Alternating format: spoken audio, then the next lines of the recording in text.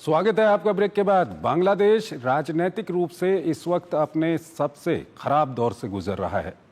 एक तरफ बांग्लादेश की मुख्य विपक्षी पार्टी बीएनपी और नवगठित छात्रों की पार्टी एनसीपी देश में जल्द आम चुनाव कराने की मांग तो कर रही है, पर वो शेख हसीना की पार्टी आवामी लीग को प्रतिबंधित करने की मांग भी कर रही है।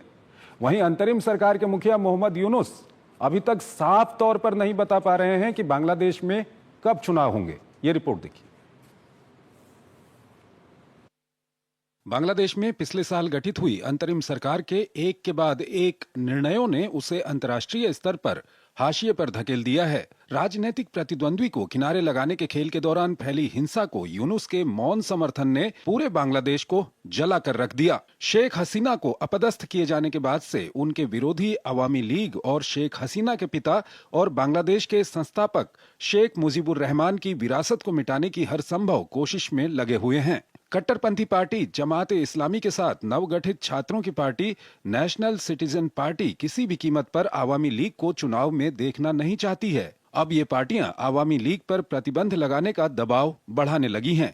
हालांकि राहत की बात यह है कि मोहम्मद यूनुस ने इस मांग को खारिज कर दिया है। उन्होंने स्पष्ट रूप से कह दिया है कि आवामी लीग पर प्रतिबंध लगाने का कोई इरादा नहीं है, लेकिन पार्टी नेताओं पर लगे अपराधों की जांच और कानूनी कार्रवाई जारी रहेगी। उन्होंने कहा कि निष्पक्ष चुनाव कराने के लिए आवामी लीग समेत सभी दलों को समान अवसर दिया जाएगा। हालांकि चुनाव कराने को लेकर अब भी यूनुस ढुलमुल रवैया अपनाए हुए हैं। इस वर्ष के अंत तक चुनाव कराने का कई बार आश्वासन दे चुके यूनुस की भाषा अब कुछ बदली बदली दिखाई दे रही है। अब उनका कहना है कि अगर राजनीतिक दल सिर्फ सीमित सुधार के साथ चुनाव चाहेंगे तो ये दिसंबर में संभव हो सकता है, जबकि व्यापक सुधार किए जाने पर अगले वर्ष जून तक ही चुनाव कराया जा सकता है। खालिदा जिया की पार्टी बीएनपी सीमित सुधारों के साथ जल्द चुनाव कराने की मांग कर रही है। उसे लगता है कि आवामी लीग पार्टी के मैदान से बाहर होने का फायदा उठाया जा सकता है, जबकि जमात इस्लामी और छात्रों की पार्टी एनसीपी जल्द चुनाव के पक्ष में नहीं है। इस सब के बीच बांग्लादेश की अंदरूनी राजनीति हर दिन एक नया मोड़ लेती दिखाई दे रही है।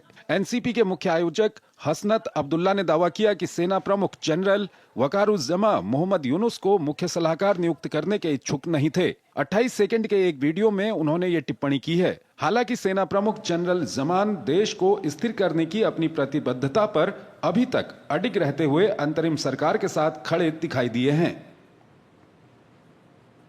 और इस खबर पर बात करने के लिए वीना सीकरी हमारे साथ जुड़ी हुई हैं।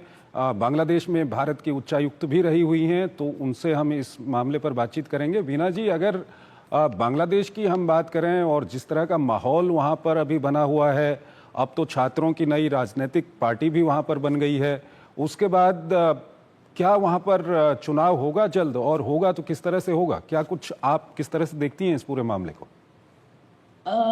मेरे ख्याल में तो बांग्लादेश में जो अंदरूनी स्थिति है बहुत ही गंभीर है और बहुत ही नेगेटिव है, क्योंकि किसी तरह के लॉ एंड ऑर्डर वहाँ पे है नहीं। बिल्कुल एनार्की का शब्द यूज़ किया जा रहा है हमेशा कि बांग्लादेश की अंदरूनी स्थिति दिखाने का वर्णन करने का जब मौका आता है तो कहते हैं कंप्लीट एनार्की।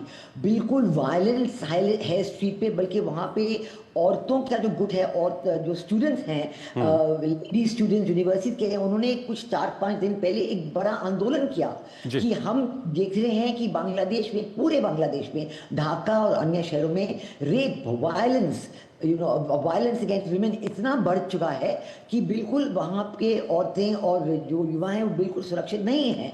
तो अंदरूनी स्थिति वहाँ बहुत ही गंभीर है। मेरा ख्याल यूनुस का बिल्कुल कोई कंट्रोल नहीं है और अक्सर वो तो बिल्कुल एक अनकॉन्स्टिट्यूशनल और इलिजिटिमेट सरकार है। ये कोई सरकार है ही नहीं, ये एक रेजीम है, एक इंटरिम और इलीगल रेजीम है, क्योंकि उनके आने का कोई मकसद ही नहीं था। ये एक जो कू प्लान किया था अगेंस्ट शेख हसीना और उनको 5 अगस्त को जब वो चली गई तो ये उनको बुलाया गया मोहम्मद यूनुस को। जमात इस्लामी ने, असली जो ताकत है वो जमात के इस्लामी के हाथों में है और जमात इस्लामी को आप जानते हैं बिल्कुल ही इस्लामिस्ट फंडामेंटलिस्ट ग्रुप है और सारा सत्ता उनके हाथ में है और वो मोहम्मद यूनुस को चला रहे हैं कि आप अब ये करो कि वो करो। जरूर बात यह है कि अगर आप इंतरिम सरकार की बात करें तो उनका काम सिर्फ एक है कि वो 3 महीने के अंदर अंदर इलेक्शंस करवाएं, लेकिन ये जो इलीगल अनकॉन्स्टिट्यूशनल रिजीम आई है, ये तो कहते हैं कि हम नहीं, पहले तो हम रिफॉर्म्स कराएंगे।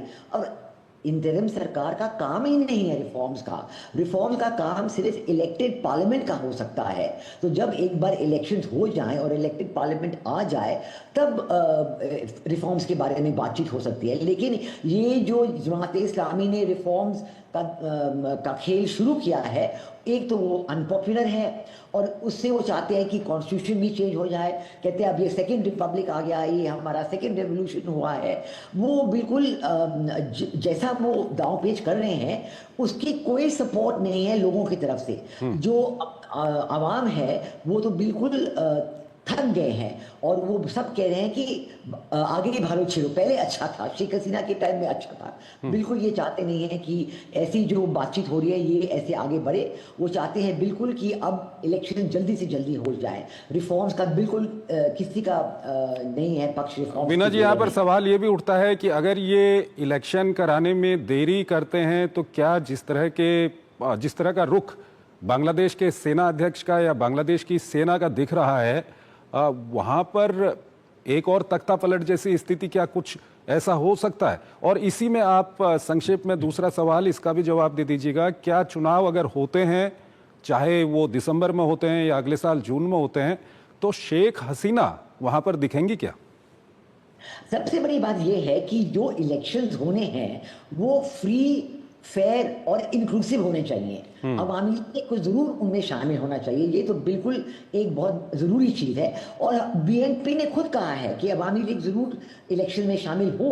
वो नहीं चाहते कि इलेक्शन अवामी लीग के बिना हो, क्योंकि वो जानते हैं कि अवामी लीग और बीएनपी जो राइवल हैं, पॉलिटिकल राइवल हैं, लेकिन वो बहुत डेमोक्रेसी के फेवर में हैं। दोनों डेमोक्रेसी के फेवर में। सबसे बड़ी बात है कि अवामी लीग को जरूर शामिल होना चाहिए, ये तो सबसे बड़ी बात है। अब जो बात हुई, जो आपने पहला सवाल किया कि आर्मी, वैसे आर्मी के हाथ में आज के दिन में भी मैजिस्ट्रेसी पावर्स हैं और पुलिस पावर्स हैं, लेकिन आज तक वो इन पावर्स को ज्यादा इस्तेमाल नहीं कर रहे हैं। वो पुलिस के हाथ में छोड़े, और जैसे मैंने कहा वो बिल्कुल पुलिस लॉ एंड ऑर्डर को बिल्कुल संभाल नहीं पा रही है।